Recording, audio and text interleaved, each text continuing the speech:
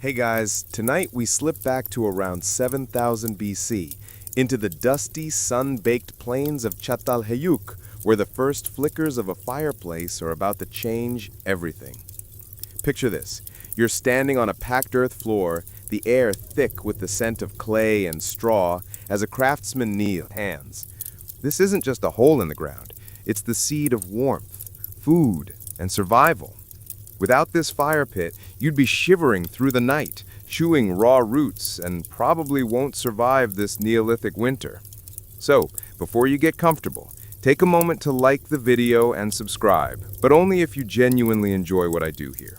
Drop your location and local time in the comments. I'm curious where you're drifting off from tonight. Now dim the lights, maybe turn on a fan for that soft background hum, and let's ease into tonight's journey together. You're in Çatalhöyük, one of the earliest urban settlements, nestled in what's now modern-day Turkey. The houses here are like giant mud cupcakes, squashed together with no streets, just rooftops you climb across like some prehistoric parkour course. You clamber down a wooden ladder through a roof hatch, your bare feet hitting the cool, smooth floor. The air is a bit smoky, even without a fire yet, because, well, ventilation isn't exactly a thing. The craftsman, let's call him Khan, is hunched over, scraping out a shallow basin in the floor with a flint tool. His hands are steady, but his brow is furrowed. This pit has to be perfect. Too shallow, and the fire spills out. Too deep, and it chokes on its own ash. You can feel the weight of his focus, like he's inventing the wheel, except it's fire, and honestly, that's way cooler. Khan's not just digging a hole, he's laying the foundation for something huge. Historical fact, around 7000 BC, in places like Çatalhöyük, people started building these fire pits in their homes, taming flames for heat and cooking. Before this, your ancestors were at the mercy of wildfires or lightning strikes to cook their meat, if they cooked at all. Raw diet enthusiasts, take note. Neolithic folks weren't choosing that life. Khan's pit is a game changer, a deliberate act to harness fire inside a home. You watch him smooth the edges, patting down the clay like he's tucking in a kid. It's almost ceremonial, and you can't help but feel a little awestruck. But here's the quirky tidbit. Some of these early fire pits were decorated with animal bones or tiny clay figurines, like offerings to the fire gods, or maybe just someone's attempt at Neolithic interior decorating. Nobody's sure. Historians still argue whether these were spiritual symbols or just someone's attempt at aesthetic. You glance around Khan's house. There's a bull skull plastered into the wall, staring at you with empty sockets. Creepy, but kind of artsy. You wonder if Khan's wife made him keep it there, like, honey, it ties the room together. You're itching to see this pit light up, but Khan's not done. He's muttering to himself, probably cursing the clay's stubborn lumps. You squat beside him, noticing the sweat beading on his forehead despite the morning chill. Outside, the wind carries the bleat of goats and the chatter of neighbors bartering grain. Life here is relentless, hunting, grinding wild wheat, dodging the occasional wolf. The fire pit isn't just a luxury, it's a lifeline. You imagine the first spark catching, the flames licking up, and the whole family huddling close. It's not just warmth, it's safety, a tiny fortress against the dark. Speaking of dark, let's not romanticize too much. These houses were smoky, cramped, and probably smelled like a mix of burnt wood and unwashed feet. You're not exactly living the dream in Çatalhöyük, but as you watch Khan work, you get it. This pit is hope. It's the difference between raw barley and warm bread, between freezing nights and cozy stories. You smirk, thinking Khan's probably unaware he's inventing the original Fireplace vibes. Bet he'd laugh if you told him his pit would inspire cozy cabin TikToks millennia later. For now, though, he's just a guy with a flint and a dream, and you're right there with him, ready to see what's next. You're still crouched beside Khan in his Çatalhöyük home, the air thick with the earthy tang of clay and anticipation. His fire pit is taking shape, a neat circle carved into the floor, but now he's eyeing the wall behind it, scratching his chin like he's solving a puzzle. You can almost hear his brain whirring. How do you keep the smoke from turning this place into a Neolithic sauna? He's about to craft something revolutionary, a rudimentary chimney. You lean closer, your shadow flickering in the dim light filtering through the roof hatch. This is where the magic happens, where Khan turns a smoky hole into a proper hearth. Khan grabs a lump of wet clay, slapping it against the wall above the pit. He's building a low, curved ledge, shaping it with his fingers like a sculptor gone rogue. You're tempted to hand him a trowel, but good luck explaining that one. The clay smells damp, almost alive, as he molds it into a channel leading toward the roof. This is his big idea, a path for the smoke to escape. You're impressed, but also a bit skeptical. This thing looks like it might collapse if someone sneezes. Still, you give him mental props for thinking vertical. Historical fact: primitive fireplaces in places like Çatalhöyük, around 7000 BC, started incorporating basic ventilation systems like these early chimneys to manage smoke in enclosed spaces. Before this, people either choked on fumes or left fires outside, which wasn't great for winter nights. Khan's chimney is a rough draft, but it's a leap. You watch him pack more clay, his hands moving with the confidence of someone who's done this 100 times, even though he's probably winging it. The channel narrows as it climbs, aiming for that roof hatch you scrambled through earlier. It's not exactly architectural genius, but it's functional, and you can feel the gears of progress turning. Here's the quirky bit. Some archaeologists found soot stains on Çatalhöyük walls, suggesting these early chimneys were more hopeful suggestion than smoke-free guarantee. You chuckle imagining Khan's family coughing through dinner, muttering, "Great job, genius!" Historians still argue whether these chimneys were practical or just symbolic, a way to show off control over fire. You glance at Khan, who's now smearing clay like he's frosting a cake. Symbolic or not, he's committed. You can't help but admire the guy. He's inventing home heating, one sloppy clay lump at a time. You shift your weight, your knees aching from squatting on this hard floor. The house feels smaller now, the walls closing in as Khan works. Outside, you hear kids laughing, probably chasing each other across the rooftops. It's a reminder that life goes on, even as Khan wrestles with his chimney project. You notice a small clay figurine near the pit, maybe a fertility charm or a kid's toy.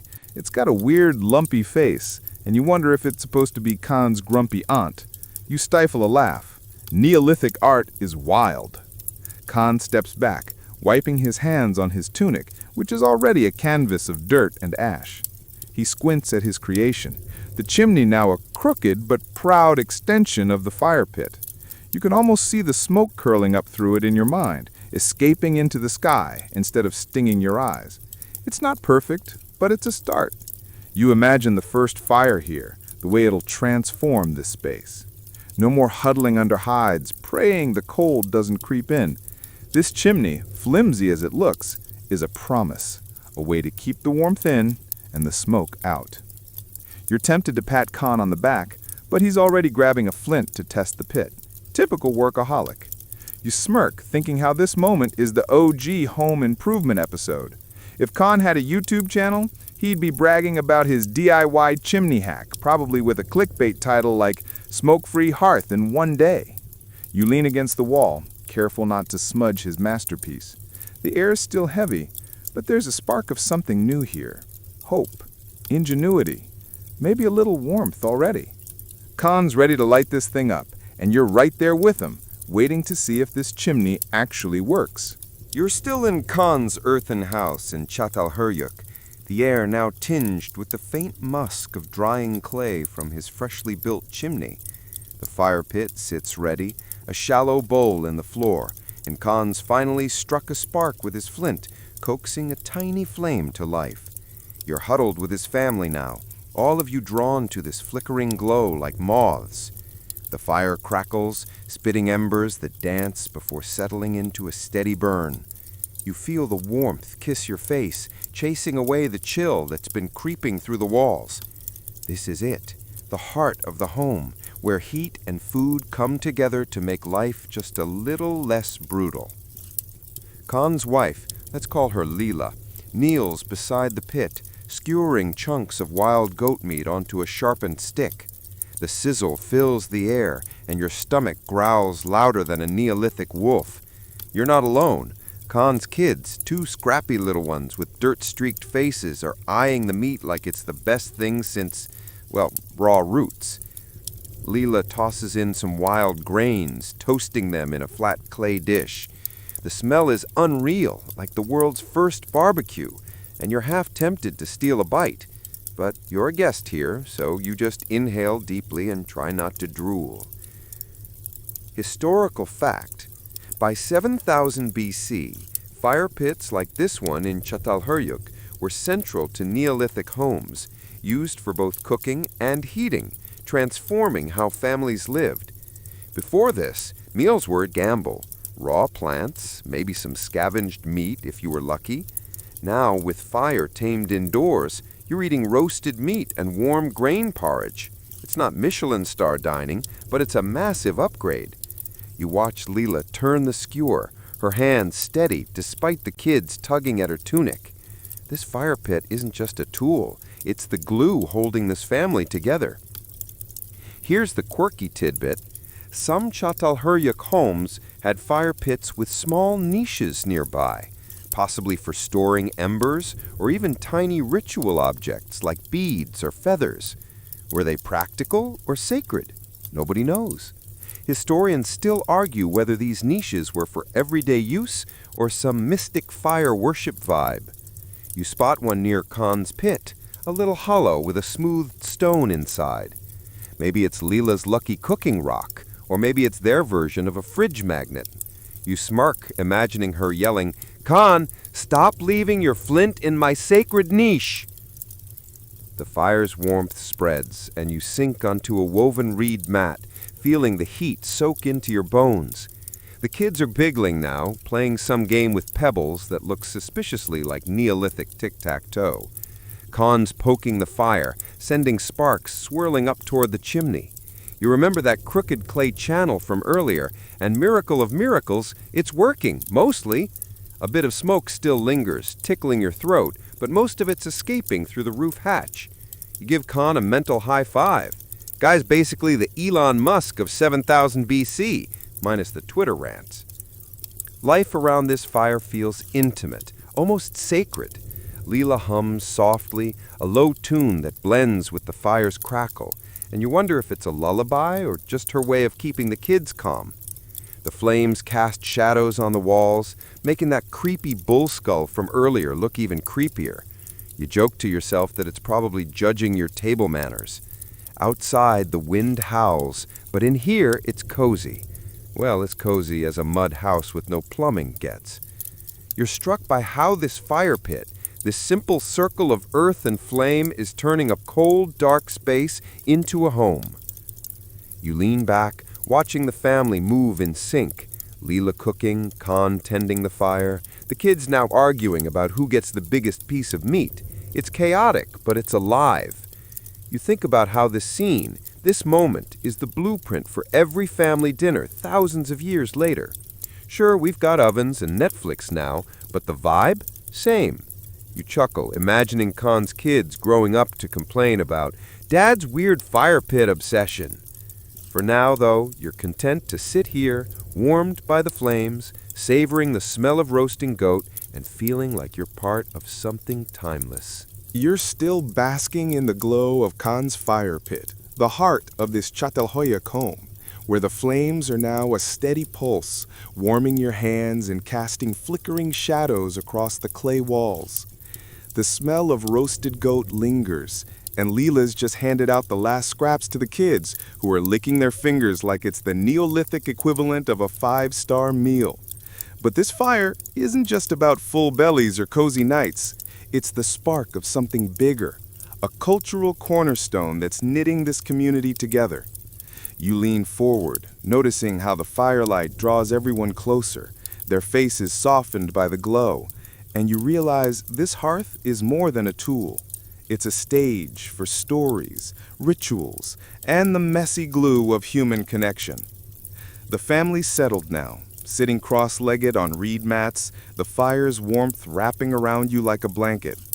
Khan's telling a story, well, more like grunting and gesturing about a hunt gone wrong, complete with exaggerated arm waves that make the kids giggle. You're not fluent in Neolithic, but you get the gist. Big bore, bad aim, lots of running. The fire crackles in rhythm with his tale, and you can't help but feel this is where myths are born, where the first epics flicker to life. Leela adds a quiet comment, probably something like, "Yeah, and you forgot the spear again." You smirk. Some things never change, even 9,000 years ago. Historical fact. Fireplaces in Neolithic settlements like Çatalhöyük weren't just for survival. They were social hubs where families gathered to share meals, stories, and rituals, laying the groundwork for cultural traditions.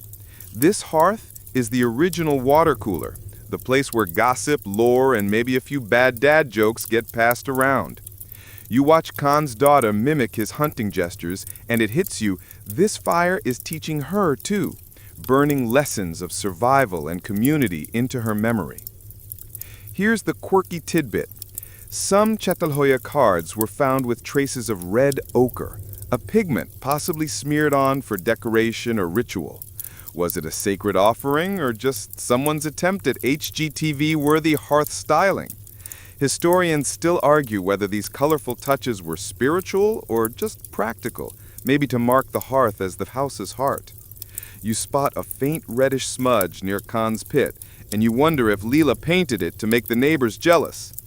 "Check out my trendy ochre hearth, losers," you imagine her whispering at the next rooftop barley swap.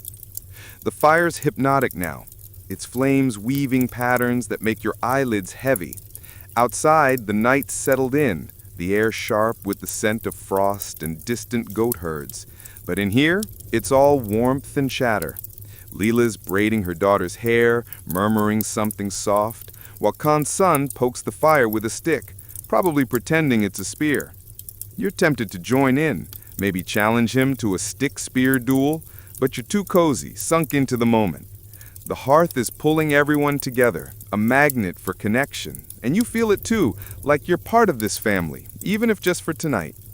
You think back to that bull skull on the wall, the one that creeped you out in Khan's house earlier. Now, in the firelight, it looks less spooky, more like a silent guardian watching over this ritual of togetherness. You joke to yourself that it's the Neolithic version of a family portrait, minus the awkward holiday sweaters. The fire's warmth is making you sentimental, and you wonder if this is how traditions start, around a hearth with stories and laughter and maybe a little burnt goat.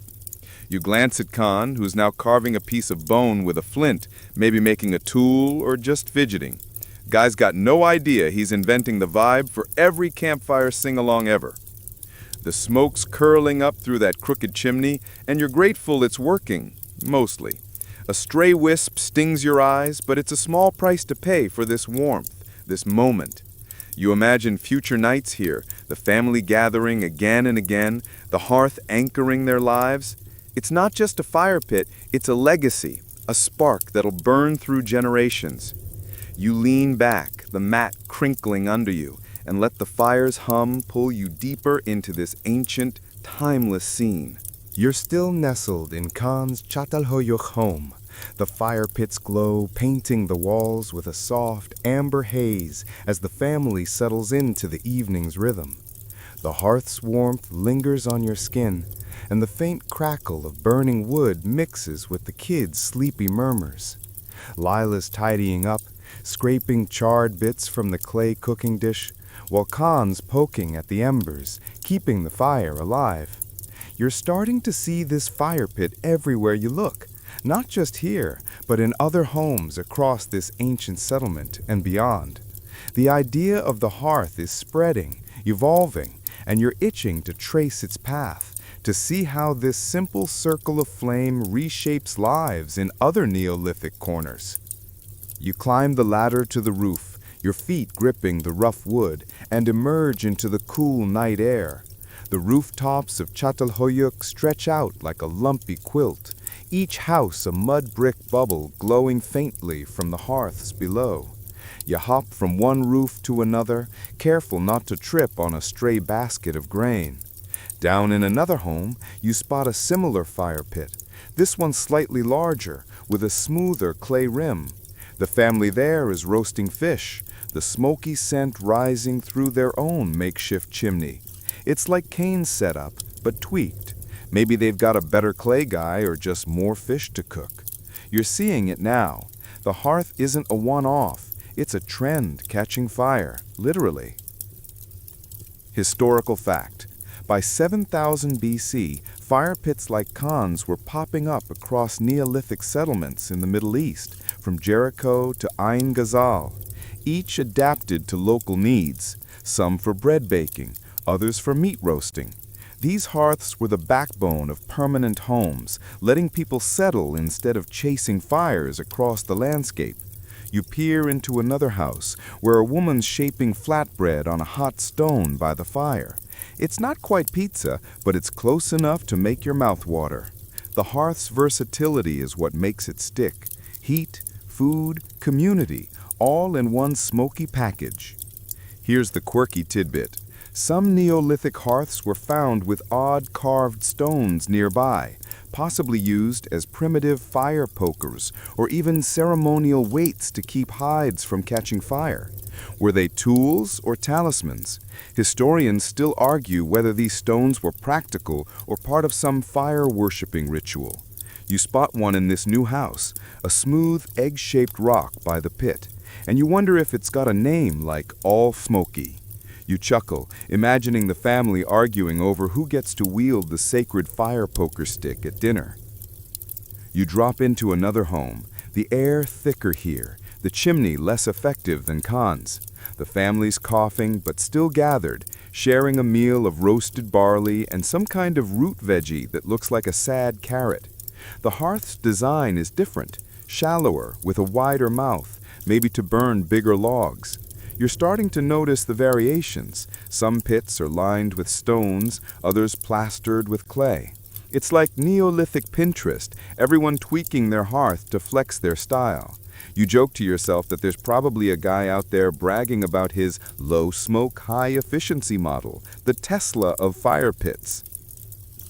The night air's getting colder, so you slip back to Khan's roof, the familiar glow of his hearth pulling you like a beacon. You remember that creepy bull skull on his wall, its shadows dancing in the firelight, and it feels like a callback to every hearth you've seen tonight. They're all different, yet the same, centers of life, anchors for families. You slide down the ladder back into Khan's house, where the fire's still burning low. Lila's humming again, and the kids are dozing off, their faces smudged with soot and contentment. You settle on the mat, feeling the hearth's pull, its warmth tying you to this place, this time. You think about how these fire pits are spreading, not just in Çatalhöyük, but across the region, each one a tiny revolution. It's not just about heat, it's about staying put, building a life, making a home.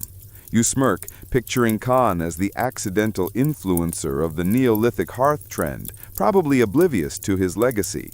The fire pops, sending a spark toward the chimney, and you watch it vanish into the night.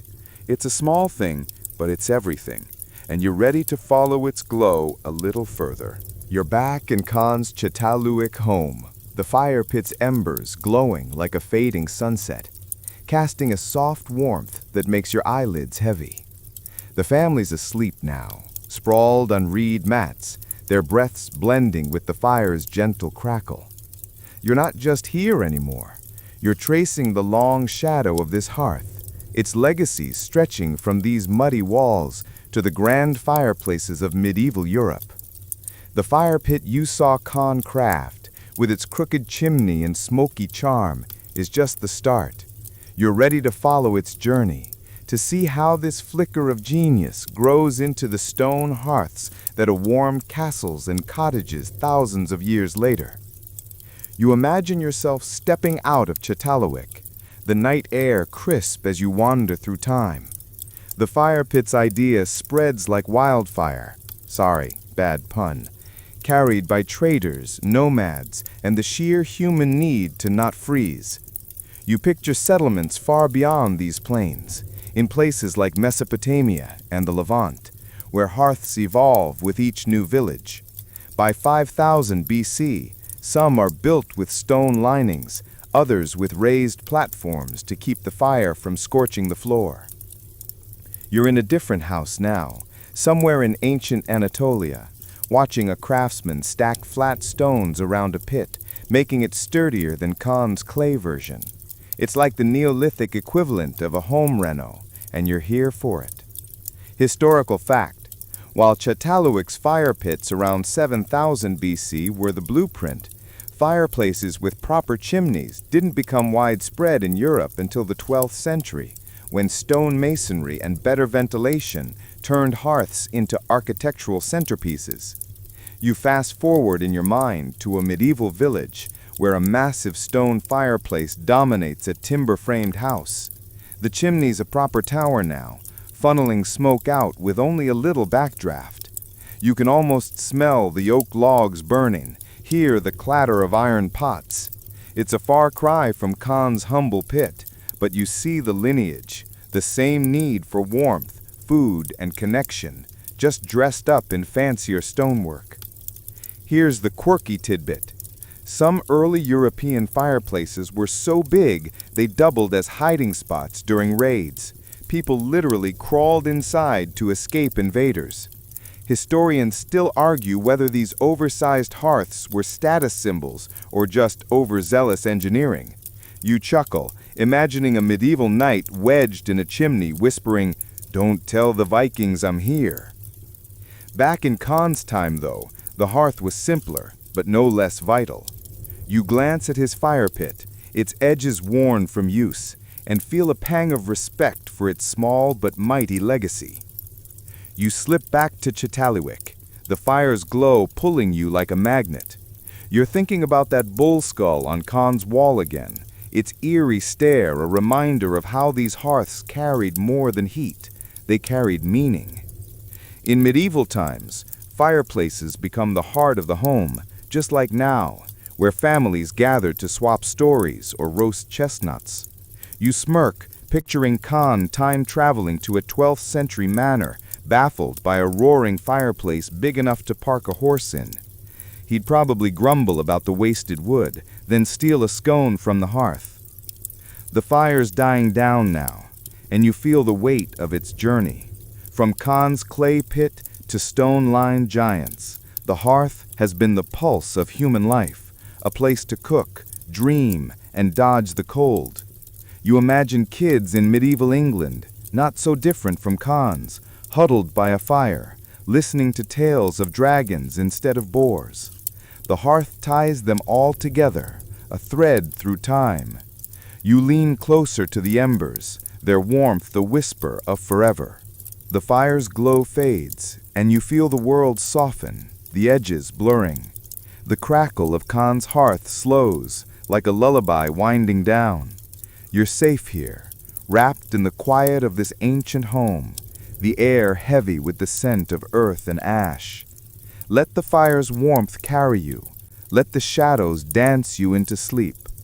The hearth's story lives on, in every flame, every home, every moment of connection. Drift now. Let the embers hold you, and rest in their gentle glow.